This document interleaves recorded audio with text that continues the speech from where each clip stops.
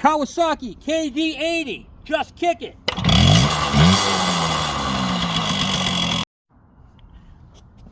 Kawasaki KM100, just kick it.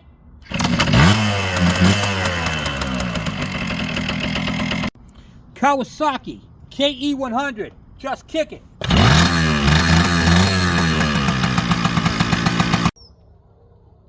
Welcome to the Kevin Bergeron YouTube channel. I'm your host, Kevin. If you like working on vintage two-strokes and how-to videos, I'm your guy. So welcome. And if you guys could do me one other favor, is hit the thumbs up, and don't forget to hit the subscribe button and the bell icon, so when I post a video, you don't miss out. I'll talk to you guys later. Let's get crack-a-lackin'.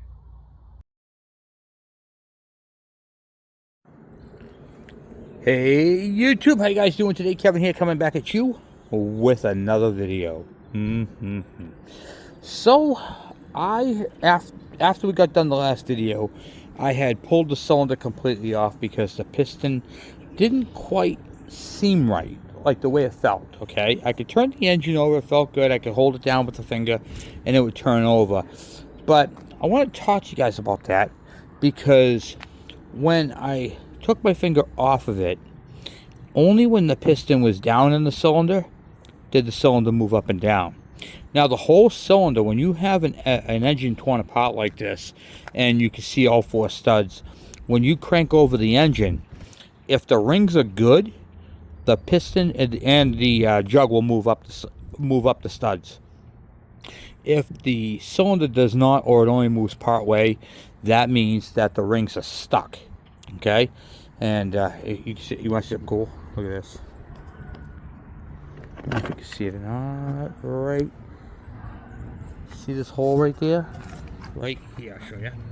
Right there, that hole is where the rotary valve is. Okay, so we're gonna clean. I'm gonna get all that crap that's in there blown out, all the liquid that I poured down there, and get all that done. Everything looks good. The rod feels good. There's no it's beautiful, it's tight, everything is good. So really what I need to do is blow everything out, get all that cleaned out, and then we're going to clean up the cylinder, clean up the cylinder gasket. And I want to show you guys a couple of things before I get started on the video. Okay, so some of the stuff I want to show you guys is, one, I had to do this stuff off camera, but the carburetor came out really clean. It looks like this on the inside of the bowl. So the carburetor really cleaned up nice. So I'm very happy with that. I slid the cylinder off. I had to make a gasket. Okay. Let me slide the piston out right there like that. Yep. Boom. Okay. I touched up the cylinder with a hone. I just gave it a couple of good, and then got that all cleaned up and nice. The piston, unfortunately, is beat, but it's not bad. There's no, it's smooth. And the rings, I got the rings freed up. Okay, so there's that. I got a piston for it, and I cleaned up the wrist pin and the wrist pin bearing. So we can put this together using that. Now the parts for this thing are extremely rare. Okay, but I will let you know that a Yamaha GT80 carburetor will work on this bike. So if you have a GT80, the carburetor will fit. You just won't have the oil injection port, but that's okay. The piston and rings are not interchangeable. I repeat, are not interchangeable. The piston on the Gemini is a little bigger, which means the rings are bigger, so they will not fit. So that's where I'm at with this. I do have some pictures of before and after pictures, so I will post them right after this.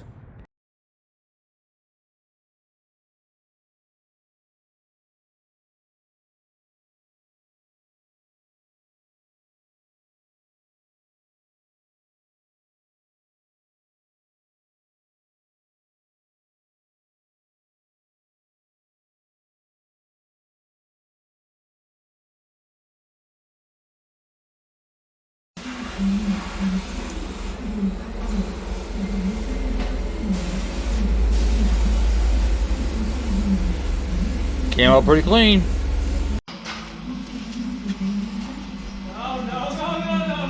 Oh yeah. Not bad. I was like, oh my god, I have no C-clips for the, what do you call it there, for the piston. And I forgot I had this gem right here. This thing's junk. It's an old GT80 engine.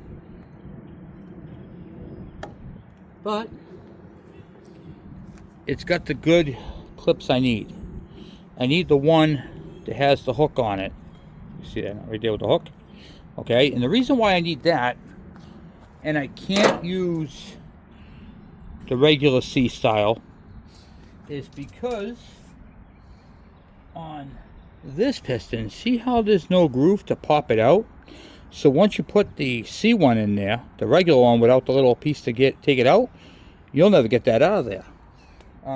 You'll be fighting with that for days. See, on a regular piston, it has a groove where you can stick a little screwdriver in and pop it out. But as you can see, that piston does not have that. So I have what I need there. Alright, cool. So now we can move on.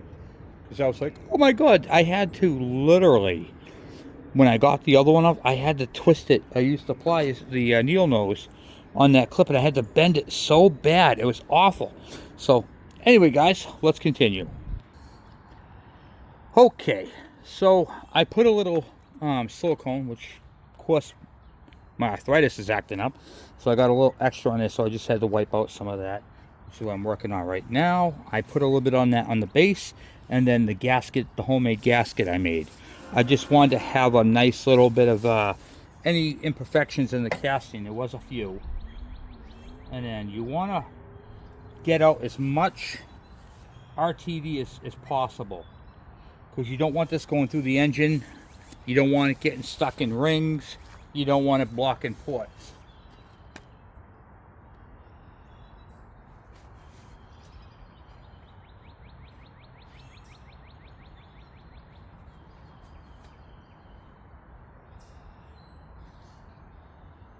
Okay. Alright. I'm not worried about the stuff that's on the studs. Alright. Now what I'm going to do is I brought out my assembly lube. I'm going to lube up the, what do you call it there? The wrist pin bearing, and slide that into the wrist pin hole. I blew out the cylinder, the area already, the crankcase. So I got that all set. Let me get the piston, the wrist pin, and the rest of it. Okay. Alright, so I got my assembly lube for my wrist pin bearing. Give that a nice coat all the way around. Slide that right into that connecting rod. I really lucked out with this engine, guys. It's complete for the most part, and it's in good shape.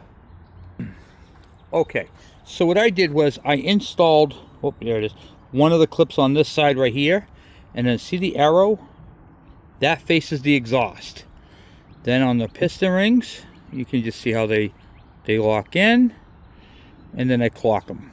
Okay, it's like that. And then I'll put some assembly lube on the wrist pin, which I also want to talk to you guys about. The wrist pin right here has some varnish on it. Okay, there, it's clean, but you see how I can't grab anything with my thumb? Okay, that's what you want. So this right here just is markings of burnt oil. It's not going to hurt anything. This thing is smooth and nice.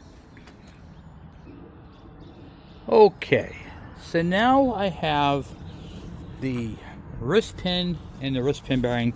It took a lot longer to do than normal because, well, I'm out here and it was just starting to rain, so I had to cover everything over.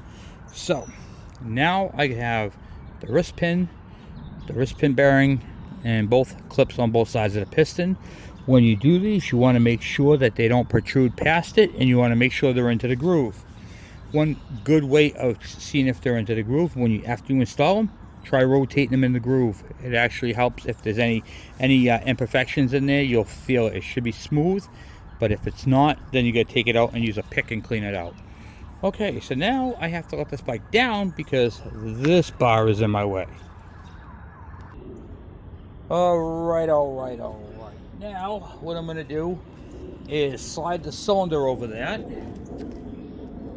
And I'm going to put some assembly lube in the cylinder first. I'm just putting a little dab of assembly lube, and then I'll lube the whole cylinder. Just with that right there. I'm just going to go around it, make it all nice and happy. And I unfortunately have to use more silicone on the back side of that gasket because it's a homemade gasket. And it could be some imperfections. So unfortunately I have to use some RTV on the back side of it. And I'll show you what I'm using for RTV. This is the 2-stroke stuff that I use right here, Durco HT. It's good for 2-stroke engines. Anything that's whatchamacallit there, high temp and 2-stroke. Okay. Now let's see if I can do this without breaking a ring, breaking a nail, and being happy here. Okay.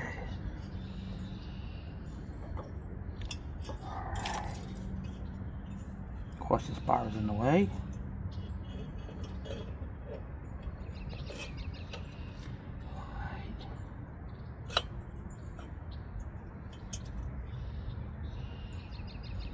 Okay.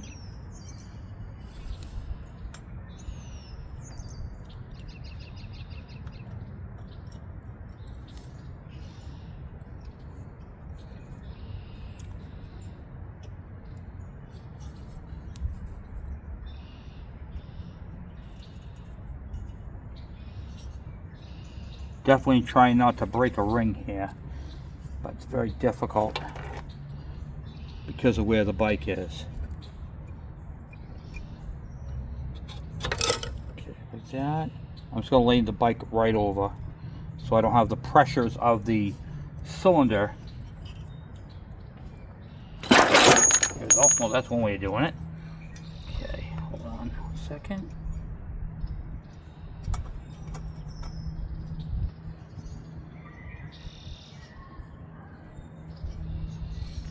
Going at an angle, I don't want that to happen.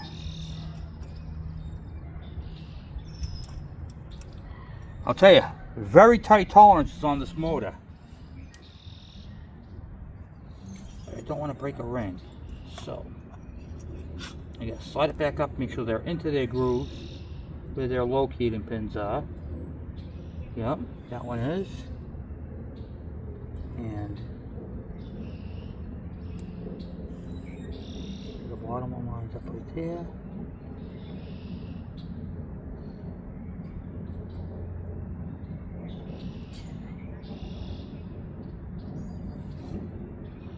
Alright, now let's try this again. Okay, I'm popping the ring off. And I don't want to do that.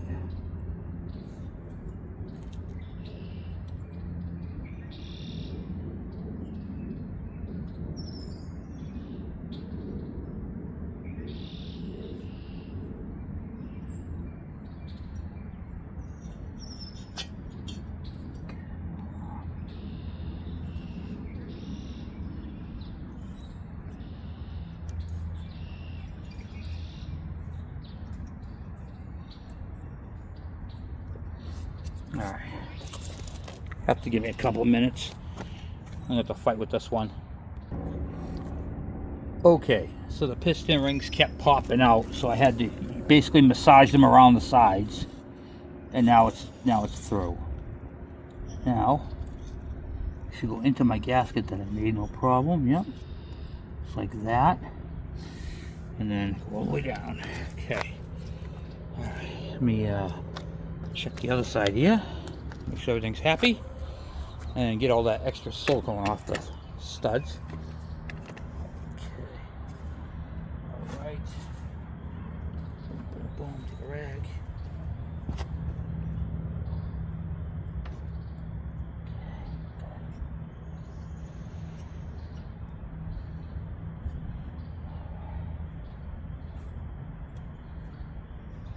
Nice. Alright. And then I just gotta move you out of the way for a second. Okay, good. Now I got that all happy. Now when I turn it over, seal it nicely.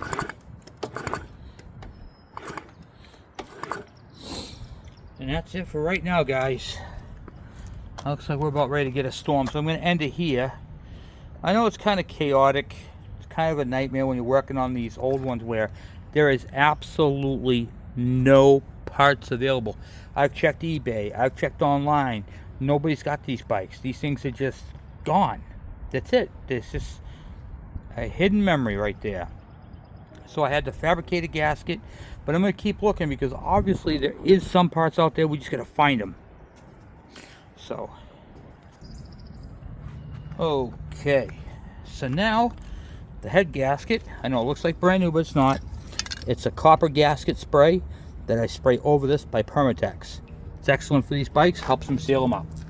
Okay, now, throw this on here like so.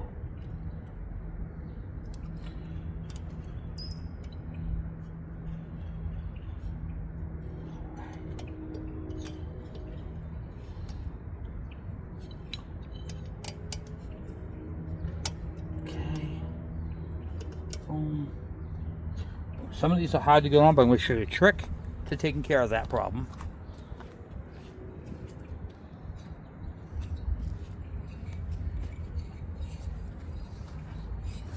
After you get the cylinder head cleaned up, you can use the head to help push the gasket on.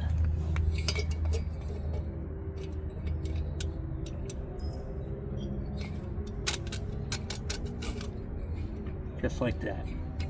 Boom. Okay. There.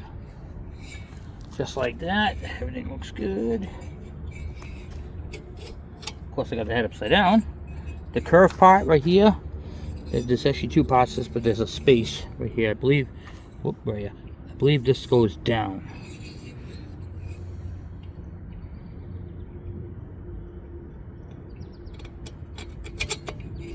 Or at least that's how it was when I took it off. Okay. Okay. So I also want to do a big shout out to one of my subscribers, Bob. Bob sent me over a, what do you call it there? The manual for this bike electronically, which is super cool. I just want to say a big shout out to you. Thank you, Bob. I really appreciate it. That was huge. And when you get in these bikes right here, I'm not torquing these heads right now. I'm just snugging it.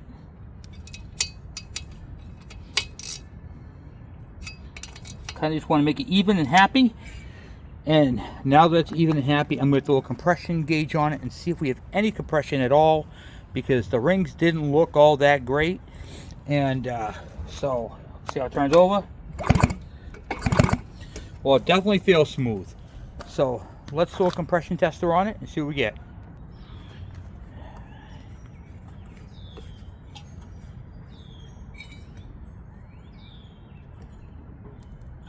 Okay. Compression gauge is at 0. There's no carb on it, so it should have it should be wide open right now. So whatever I kick it at is what we're going to get for a number. All right.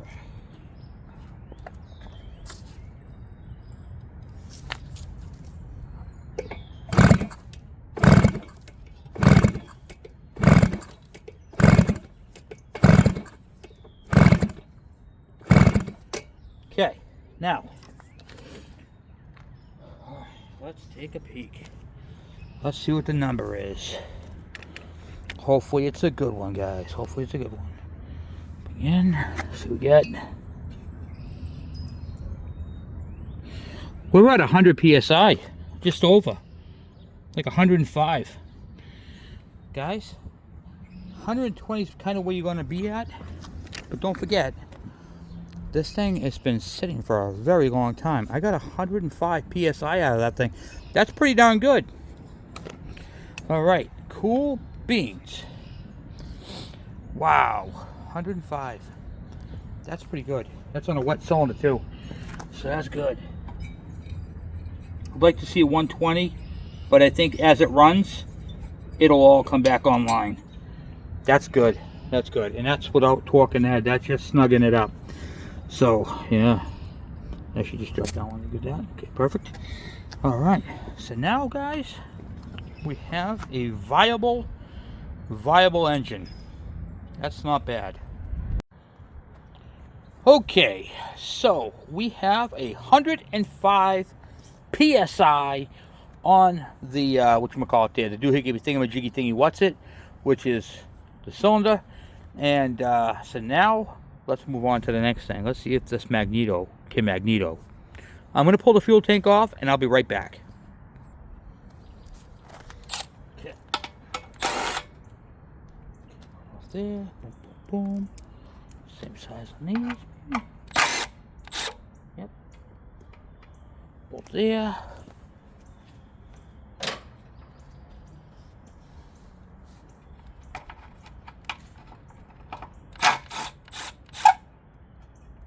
Okay.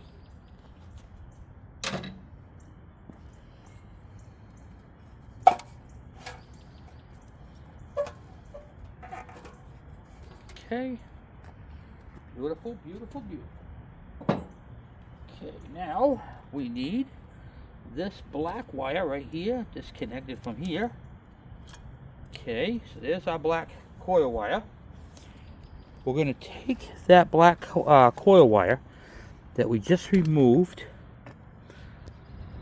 And that one right there is hanging down. And we need to get the one that comes off the magneto, which comes up from this harness right here. Let's get this oil tank out of the way. Okay, like that. Yep, perfect. Here is the black wires here. One's for the kill, one's for the ignition switch. So that going into here directly will bypass the ignition switch. Okay, now the bike. I took the wiring. I don't know if you can see that or not. I'm sorry, guys. So the wiring that comes out of the magneto, I took the black wire. I disconnected the black wire for the kill switch and the ignition switch, which is right here, and ran it directly into the coil. And now we have to see if we have spark. Let me go get a plug. The only plug I have, unfortunately, is a resistor plug. So let's see if it'll even work. Okay, there we go. Put it right on there. Let's see if we have spark. Oh, bike's in gear. Hold on.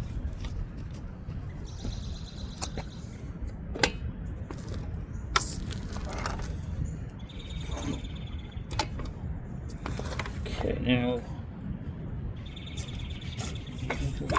Yep. Oh, I got spark, guys. Did you guys see that? Oh, where are you? Right there, guys. Look at this. Watch it. Ready? Ready? Nice spark, huh? You guys see that camera? Yep. That's a Butte Clark. That's perfect. Okay, now put that thread in.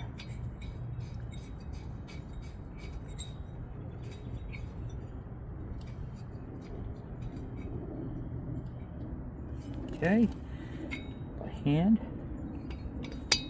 Coil wire goes up to there. We gotta throw the carburetor on. Here, we're not gonna hook it up though, guys. We're not gonna hook it up. We have a lot to do under here first. We gotta replace all the hoses. But I just want to see how this is gonna go. Right here. Just like that, yep. Okay. Nice. Just like so. We're going to shoot a little bit of fuel into the carburetor and see if it'll even pop.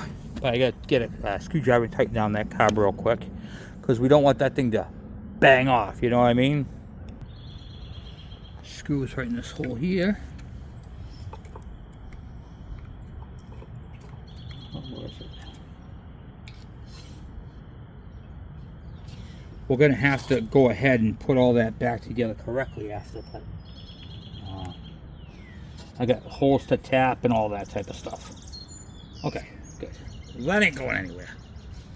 Let me go get some fuel and we'll try this out.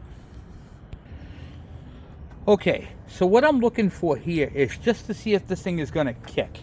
I'm going to put the oil tank up a little bit back up here, so because I don't want that thing to be all messed up. We're going to replace all new, we're going to put all new lines on it and go through the whole thing. So once we get all that done and get the oil spring correct, which I think I have one for this, it'll be a whole lot better.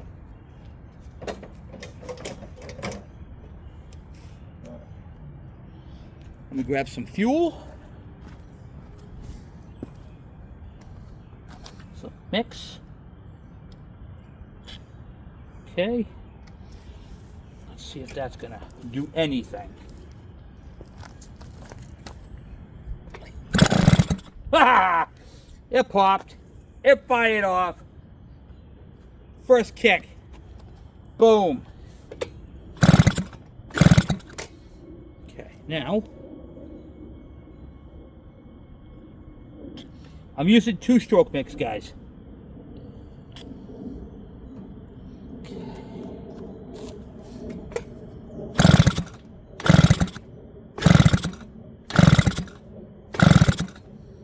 Okay, hold on.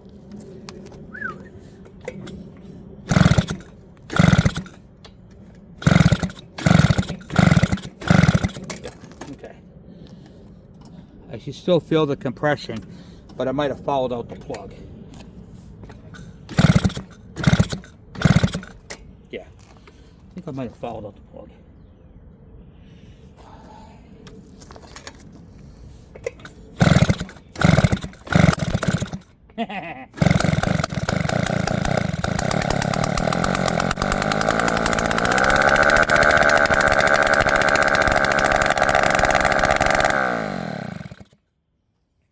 Wow.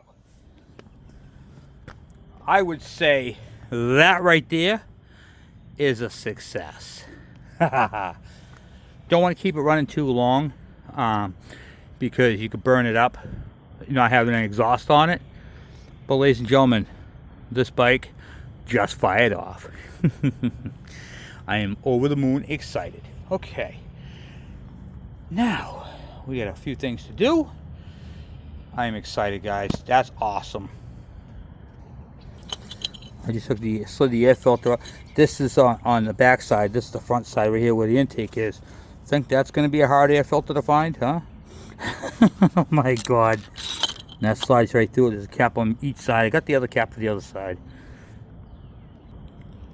You're not going to believe this, but going through my supply, I had a whole other one of those air filter boxes. Here's the other one. It's damaged too, but I can actually make a filter just by wrapping this cage and having the end pieces right here. So we're going to fabricate our own air filter for this thing out of foam. So that's pretty sweet. So now I have the base I can make a filter out of, and then I'm going to show you guys how to do that in case you are in the same predicament I'm in. And then the sides are held together with the bolt that goes through. We're going to clean all this up, and I can absolutely make a air filter assembly. And let me just go grab the other filter real quick, make sure it's the same size.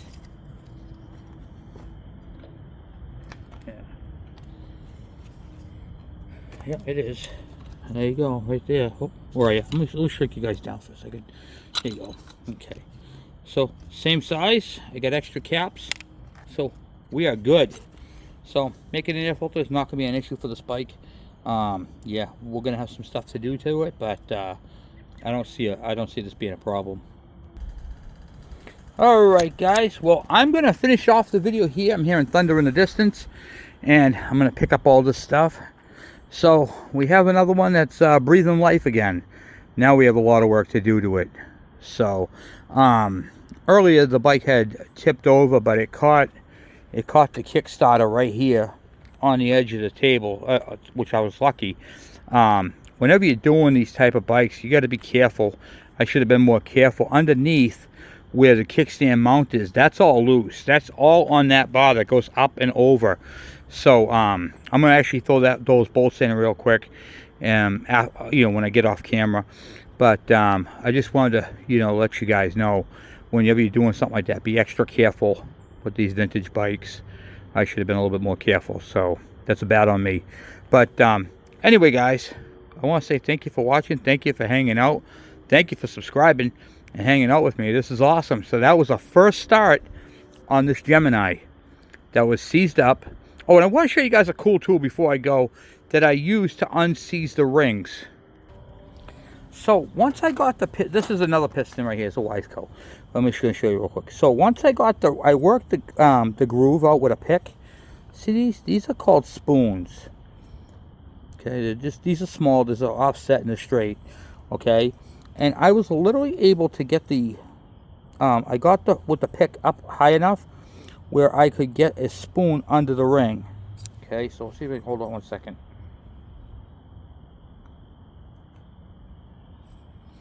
Okay, like this. So I was able to get a spoon under the ring and work it with cleaner all the way around, and what it did was it lifted the ring up off the land. So if you get a chance, these are made by Snap-on. I don't know if anybody else has them or who has them, but these are a great tool. It's a 4-piece kit, basically through Snap-on, and I'm not affiliated with them, but I just want to let you know these are the short, and you get the same two that you have here, but longer. Okay, and they're a great tool for freeing up rings. It's kind of one of the secret tools in my arsenal of tools that I use to free up things like this. So once again, these are great. So basically we got to do oil lines, get the timing and all that set with the oil injection, get that all working again, and build the air filter, get an ignition switch for it, and wire this bike all back up and back in. So I'm very excited that the fact that this thing fired up like that, and we got to hear it run tonight. So, which means we're on the right track. Once again, building the gaskets and all that, I'll show you that little trick. It was a pretty cool trick to do, but let me give me a minute, I'll show you how to do it. Alright, the technique I'm going to show you is an old technique, and basically developed a long time ago, but that's how we did things back in the old days. So we're just going to use this as an example. Alright, so you go to your auto parts store, and they have a roll of gasket material. For this, we're just going to use this piece of paper, and the hammer that I'm going to be using is a tiny little, you can see how small that hammer is, about the size of a finger. Okay, this is my gasket hammer. I got a couple of these. This is made by Craftsman. Okay, and what you're going to do is you're going to put this over your spot where you're going to make your gasket. Okay, and then you're going to tap it out.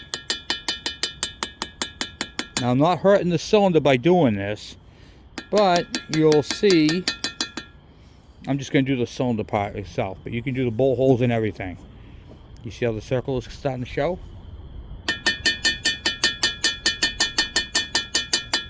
And as you gently tap it all the way around, and just take your time. Don't be in a rush. Just a little bit, just keep tapping.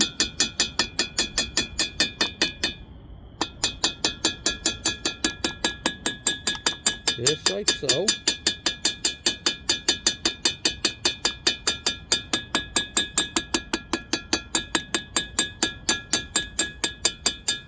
And there you have it, right there. Sorry, I'm going to be impatient. I'm not pulling that.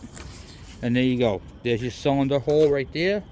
There's the circumference of the cylinder. I can make my own paper piston. Okay, so that's the technique that I used to make the base gasket that is used on this motor. And because the gaskets are not available, okay, and you could use this with side covered gaskets. Like I said, auto parts stores have the gasket material. You can just go there, buy, you know, tell them you need a length of gasket material, and they'll give you that. If you're going to use a big gasket, I suggest tracing the outline of the casing. But for what I had to do is I couldn't trace it because, show you real quick, the bottom the bottom comes out. So what I had to do is I took this right here on my bench and I put it down on top of the gasket material, and then I used my palm and I pressed on it and rocked it back and forth, front and back, left and right, and then I saw it left a mark. I lined up a little bit of the mark, okay, which is like right here, and then offset it, make sure it lined up on this side, and then I did it again until I went all the way around. Once I did that, I was able to cut out the circle. Once you cut out the circle, well, then it fits right up over that, and then I can take my gasket, my hammer, and tap all the way around. And I just kept doing that until the ports fell in, port fell in, and then we're good. And then I did the bolt holes, same thing, and you can use the other end for the bolt holes. And that's all I did. So hopefully that tip and trick helps you. And I just want to say thank you guys for hanging out with me, and I'm going to talk to you guys later. I'm out.